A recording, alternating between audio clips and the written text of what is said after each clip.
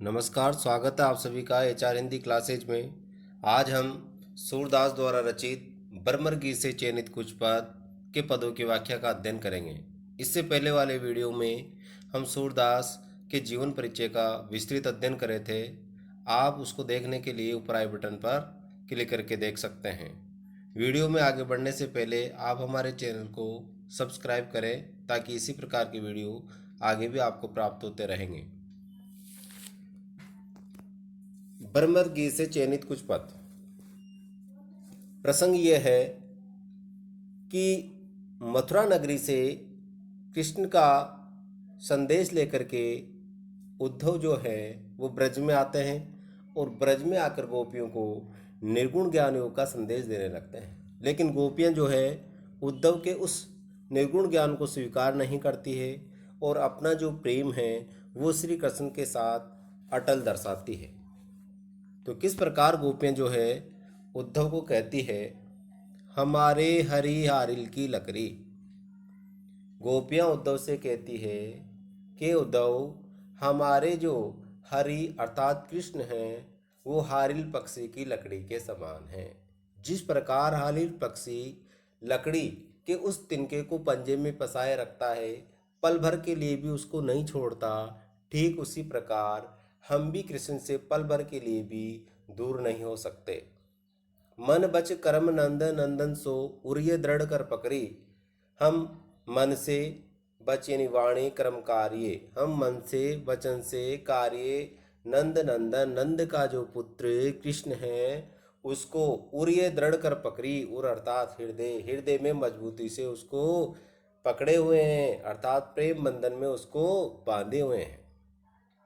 जागत सोवत सपने सोतुक कान कान जकरी। गोपियां कहती है कि हम जागते हुए सोते हुए सपने अर्थात स्वप्न में सोतुक प्रत्यक्ष रूप से कान कान जकरी कन्हैया कन्हैया की रट हम लगाते रहते हैं अर्थात हम दिन रात सोते जागते हमेशा जो है उस कन्हैया को ही पुकारते रहते हैं। सुनत ही जोग लगत ऐसो अली जो करोई ककरी। हे उद्धव, तुम्हारे द्वारा दिया गया निर्गुण ज्ञान योग जो है वह हमें ऐसा लगता है जैसे कोई कड़वी ककड़ी हो। सोई व्याधि हमें ले आए देखी सुनी न करी। व्याधि कहते हैं शारीरिक कष्ट। गोपियां कहती है कि उद्धव, भला ये शारीरिक जो बीमारी है ये कहाँ से लेकर के आए हो, इसके बारे में हमने पहले न तो सुना है और न ही देखा है। अर्थात गोपियां जो है निर्गुण ज्ञान योग को शारीरिक बीमारी बता रही है। ये तो सूर तिने ले दीजिए जिनके मन चक्री।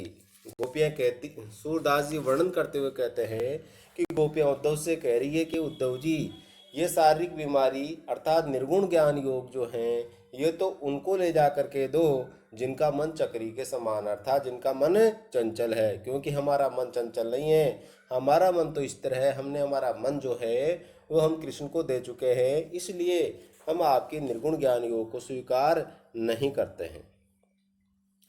पद में जो है गोपियों ने श्री कृष्ण के प्रति अपने दृढ़ प्रेम को प्रदर्शित किया है और उद्धव के द्वारा दिया गया निर्गुण ज्ञान जो है योग उसका उपवास किया है।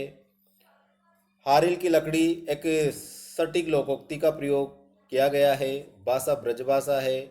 अनुप्रास उपमा पुनरुक्ति प्रकाश अलंकार का प्रयोग हुआ है और वियोग श्रृंगार की सफल व्यंजना हुई है। हम दूसरा जो है दोहा पद जो है पढ़ने जा रहे हैं। हम तो दहु भांति फल पायो। गोपियां उद्धव से कह रही है कि उद्धव जी, हमने तो दोनों ही प्रकार से पुण्य फल की प्राप्ति की है अर्थात हमारे तो दोनों ही हाथों में लड्डू है। जो ब्रजनाथ मिले तो नीको, जो ब्रजनाथ मिले तो नीको। अगर ब्रज के स्वामी अर्थात जो कृष्ण हैं वो यदि हमें मिल जाए तो बहुत अच्छा है। नीको यानी अच्छा है। नातृ जग जस गायो, नातृ यानी नहीं तो, जग यानी संसार के लोग, नहीं तो संसार के जो लोग हैं हमारे यश का गुणगान करेंगे कि गोपियां जो है वो श्री कृष्ण से अति स्नेह रखती है। इस प्रकार के गुणगान संसार के लोग करेंगे। कहवे गोकुल की गोपी सब बरनहीन लघु जाती। गोपियाँ कह रही है कि भला हम तो गोकुल गांव की छोटी सी गोपिकाएं हैं, हमारा रंग और रूप भी अच्छा नहीं है और हम जाति से भी लघु हैं। अर्थात अपने आप को जो गोपियां हैं वो हीन बता रही है।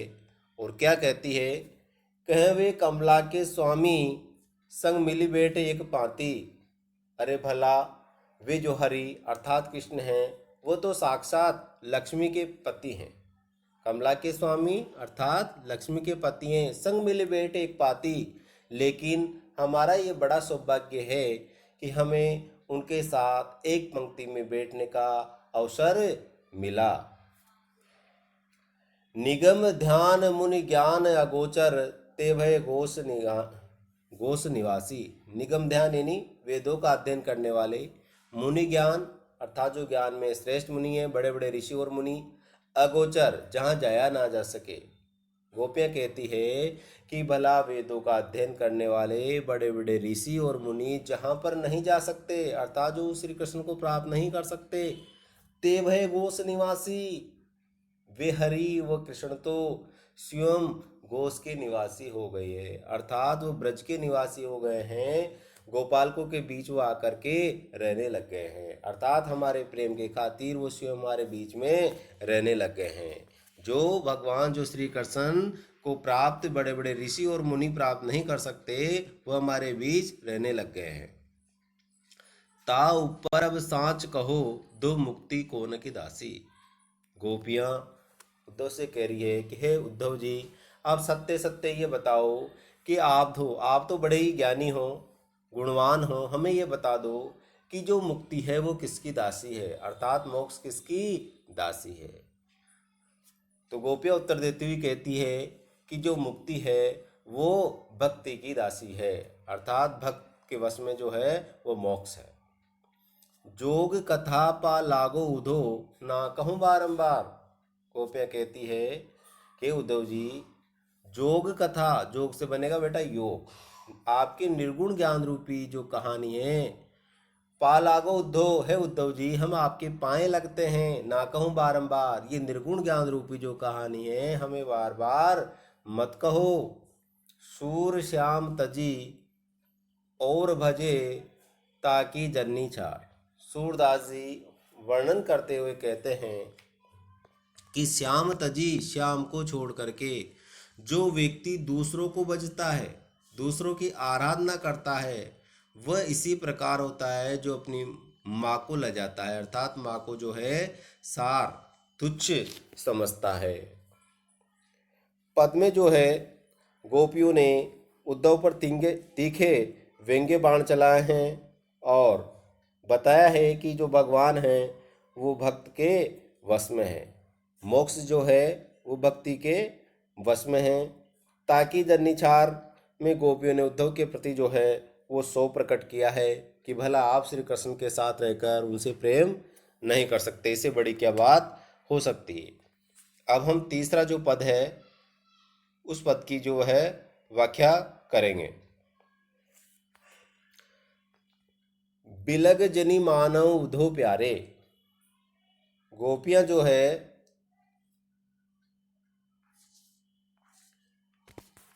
बिलग जनी मानव उद्धव प्यारे। गोपियां कहती है कि उद्धव जी, आप हमारा बुरा तो नहीं मानोगे। वह मथुरा काजर की कोटरी जे आवई ते कारे। भला ये जो मथुरा नगरी है ये तो काजल की कोटरी के समान है। वह मथुरा काजल की कोटरी अर्थात ये मथुरा नगरी जो है ये जो कागज कोयल की काजल की कोटरी के समान है। जे आवैते कारे, जो भी यहाँ से आते हैं वो काले ही होते हैं। अर्थात जो गोपियाँ हैं वो व्यंग्य उपवास कहती है कि जो भी वहाँ से आती हैं वो कपटी हृदय के ही होते हैं। तुम कारे, हे उद्धव, एक तो तुम कारे हो, सुपलक सुत कारे, और आपसे पहले सुपलक सुत का मतलब होता है अक्रूर जी। अक्रूर जी आए थे, वो भी काले हैं। कारे मधुप भंवारे, और ये मंडराने वाले जो बोरे हैं ये भी काले ही हैं। अर्थात कहने का तात्पर्य है कि मथुरा नगर में निवास करने वाले तो सभी काले होते हैं। तिनके संग अधिक छवि उपजत कमल नैन मनियारे, भला इनके साथ कमल नैन, कमल के समान जिनके नेत्र हैं और मणियों के समान हैं, वही इनके संग अधिक शोभायमान होते हैं। अर्थात मथुरा नगर के निवासियों की ये शोभा बढ़ाते हैं। मानव नील माट ते काढ़े ले जमुना जाए पकारे, गोपियाँ कहती है कि मानो मथुरा नगर के निवासी जो है उनको नीले मटके में से निकाल करके यमुना नदी में ले जा करके साफ करने के लिए ले जाया गया, परिमार्जित करने के लिए जाया गया, परंतु तागुन श्याम भई कालंदी सूर श्याम गुण न्यारे, लेकिन वो तो साफ नहीं हुए। उनके गुण के प्रभाव के कारण स्वयं कालिंदी अर्थात जो यमुना नदी है वो स्वयं काली हो गई है। सूर श्याम गुण न्यारे, सूरदास जी वर्णन करते हुए कहते हैं कि भला जो श्याम हैं, जो हरि हैं अर्थात जो कृष्ण हैं, उनके गुण तो अनोखे हैं, विचित्र हैं। उनके गुणों के बारे में कोई भी नहीं जान सकते। पूरे पद में जो है उद्यम के श्याम वर्ण को लेकर गोपियों ने मथुरावासियों के तन और मन दोनों पर करारा व्यंग्य किया है। और काजर की कोटरी एक सटीक जो है लोकोक्ति का प्रयोग हुआ है और भाषा जो है ब्रज भाषा है। कमल नैन में उपमा अलंकार का प्रयोग किया गया है। मानव नीलमाट में जो है उत्प्रेक्षा अलंकार का प्रयोग हुआ है। अब जो है हम इसका नेक्स्ट जो पद है वो पढ़ने जा रहे हैं। अखियां हरि दर्शन की भूखी, गोपियां उद्धव जी से कहती है कि भला हमारी जो आंखें हैं वह तो भगवान श्री कृष्ण के दर्शन के लिए व्याकुल है, बेचैन है। कैसे रहे रूप रस राची, ये बतिया सुनी रूखी। हे उद्धव जी, हम तो पूरी तरह से भगवान श्री कृष्ण के रंग और रूप में रच गए हैं। जिस प्रकार मेहंदी हाथ में रच जाती है और वो साफ नहीं हो सकती, ठीक उसी प्रकार हम तो श्री कृष्ण के प्रेम में इस तरह से रच गए हैं। ये बतियाँ सुनी रूखी, और ऊपर से आप निर्गुण ज्ञान रूप की जो बातें हैं हमें सुना रहे हो, ये हमें तनिक भी पसंद नहीं है। अवधि गणत इकटकमक जोवत, तब एति न झुकी। अवधि यानी समय, गणत यानी गिनना।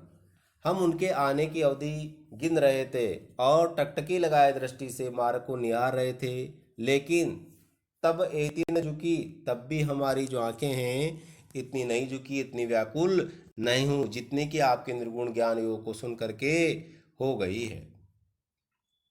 अभी न जोग संदेशन उदो अति अकुलान दुखी, गोप्य कहती है कि उद्धव जी अब आपका ये निर्गुण ज्ञान रूपी जो संदेश है अति अकुलान दुखी, हमें बहुत ज़्यादा इन्होंने बेचैन और दुखी कर दिया है। बारक व मुँह फेर दिखाओ, दुई पे पिवत पतु की।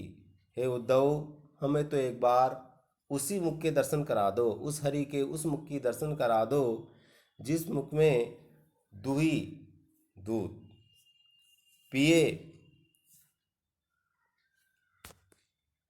पीते हैं, पीवत पीते हैं, पथु की दोने में, दूध यानी दूध दोह करके जो दोने में पिया करते हैं, ऐसे श्री कृष्ण के उस मुख का हमें एक बार दर्शन करा दो।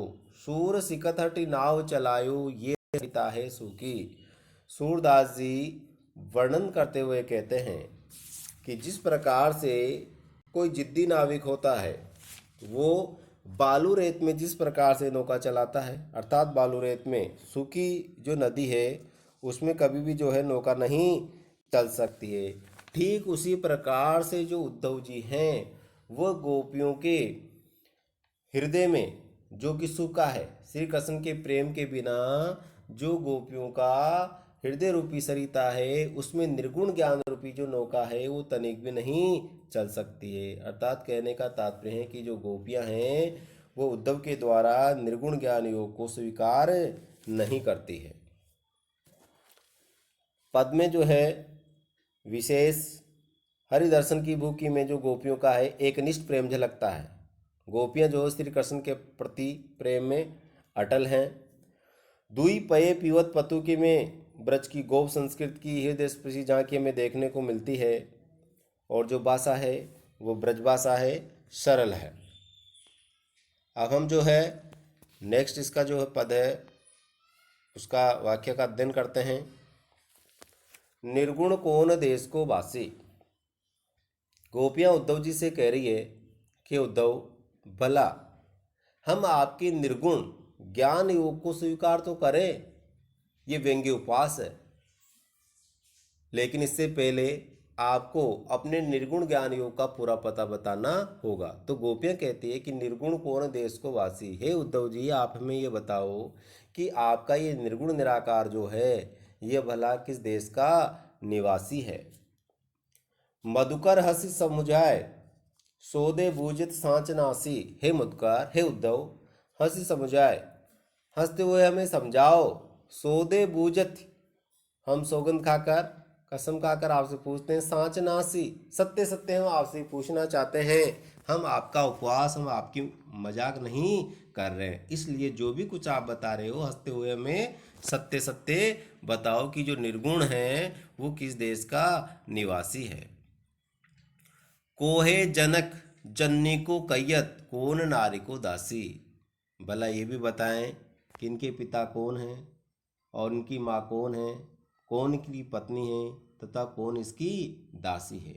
ये सारी बातें जो है वो हमें सत्य सत्य बताओ। केसो वर्ण बेस है केसो कई रस में अभिलाषी। भला ये निर्गुण और निराकार की जो आप बात कर रहे हो उसका वर्ण रंग वेश यानी वेशभूषा, उसका रंग और वेशभूषा कैसी है। कई रस में अभिलाषी, और कौन से रस के वह इच्छुक है, अर्थात उनको सर्वाधिक जो आनंद है वो किस में मिलता है, ये आप हमें बताएं। पावे गो पुनि कियो आपनो जोरे कहे गो घासी। हे उद्धव, यदि आपने हमसे कुछ असत्य कहा, घासी, घासी का मतलब होता है असत्य, झूठ। अगर आपने हमसे कुछ असत्य कहा तो उसका जो फल है वह आपको प्राप्त हो जाएगा। इसलिए आप हमें सत्य सत्य बताओ। सुनत मोहन हव्यो रहो ठग्यो सो सूर सबे मति नासी। गोपियों के इन प्रश्नों को सुन करके उद्धव जो है वो ठगा सा रह गया, हतप्रभ सा रह गया। सूरदास जी वर्णन करते हुए कहते हैं कि ऐसा लगा कि मानो गोपियों के सामने उद्धव उत्तर नहीं दे सका, सबे मति नासी, और उसकी सारी जो बुद्धि है वो बुद्धि भी नष्ट हो गई है, अर्थात गोपियों के सामने वो निरुत्तर हो गया। कहने का तात्पर्य है कि प्रेम जहाँ होता है वहाँ पर तर्क और वितर्क नहीं चलते हैं। तो पूरा प्रसंग जो है उसमें साहित्यिक ब्रजभाषा का प्रयोग हुआ है और पद में अनुप्रास अलंकार है। अब जो है हम अंतिम पद पढ़ने जा रहे हैं सूरदास जी का, वह है बिन गोपाल बेरिन भई कुंजे। यानी इस पद में गोपियों का जो वियोग है वो झलकता है, वियोग बाहर आता है। वियोग से तात्पर्य है कि जब हमारा कोई भी प्रियजन हमसे बिछुड़ जाता है तो उसकी अनुपस्थिति में जो हमें वेदना होती है, जो दुख होता है, उसको कहते हैं विरह, विरह वर्णन। तो यहाँ पर इस पद में जो है गोपियों का विरह वर्णन है। बिन गोपाल बेरिन भई कुंजे। गोपियाँ कहती है कि उद्धव जी, बिना गोपाल के अर्थात बिना कृष्ण के ये जो कुंजे हैं अर्थात ये जो लताएं हैं ये हमें शत्रु के समान प्रतीत होती है, अर्थात हमें अत्यंत कष्टकारी लगती है। कहने का तात्पर्य है कि संयोग काल की जो भी वस्तुएं होती है वो वियोग काल में उतनी ही कष्टकारी बन जाती है। तब ये लता लगत अति शीतल अब वही विषम ज्वाल की पुंजे। गोपियाँ कहती है कि भला जब गोपाल साथ थे, जब कृष्ण थे, तब तो ये लताएं हमें अत्यंत ही शीतल लगती थी, अर्थात अत्यंत सुखकारी प्रतीत होती थी। अब भाई विषम ज्वाल की पंजे, अर्थात अब भाई विषम ज्वाल की पुंजे, लेकिन गोपाल के अनुपस्थिति में उसके चले जाने के कारण ये जो लताएं हैं ये अग्नि की लपटों के समान हमें प्रतीत होती है, अर्थात अत्यंत कष्टकारी लगती है। व्रता बहती जमुना खग बोलत वृथा कमल फूले अलिगुंजे। गोपियाँ कहती है कि भला ये यमुना नदी जो बहती है इसका बहना भी निरर्थक है, बेकार है। खग बोलत, जो पक्षी कलरव कर रहे हैं, जो बोल रहे हैं, इनका बोलना भी बेकार है। वृथा कमल फूले अलिगुंजे, और व्यर्थ में ही जो कमल हैं, कमल के जो फूल हैं वो खिल रहे हैं, और उस पर जो भ्रमर है, अली कहते हैं भ्रमर, जो भौं रहा है वो गुंजार कर रहा है, उसका गुंजार करना भी व्यर्थ है। कहने का तात्पर्य यह है कि जमुना का बहना, पक्षियों का बोलना, कमल का खिलना और उस पर भौरे का गुंजार करना, ये विरह को और ज़्यादा बढ़ा देते हैं, अत्यंत कष्टकारी लगते हैं।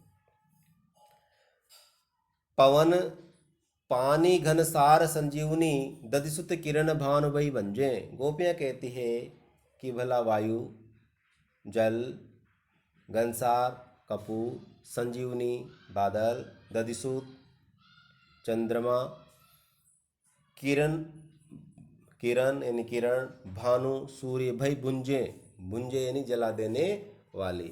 अरे भला गोपाल जब थे तब तो ये जल, पानी, बादल, कपूर, चंद्रमा की किरणें हमें अत्यंत शीतल लगती थी, बहुत अच्छी लगती थी। लेकिन अब उनके चले जाने के कारण ये वायु, जल, बादल, कपूर और चंद्रमा की किरणें ऐसे प्रतीत होती है जिस प्रकार से भानु यानी सूर्य की किरणें हों, जो हमें जला देने वाली है।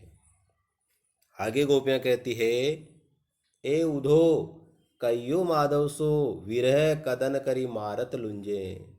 आप मथुरा में जाकर के उस माधव कृष्ण से कहना, सो विरह कदन करी मारत लुंजे, ये कहना कि गोपियों को आपका जो विरह है वो उनको कदन कर रहा है, मार रहा है, और मारत लुंजे, मार करके उनको अशक्त बना रहा है, अपंग बना रहा है। यानी आपके वियोग में जो गोपियां हैं वो तड़प रही है, अशक्त हो गई है।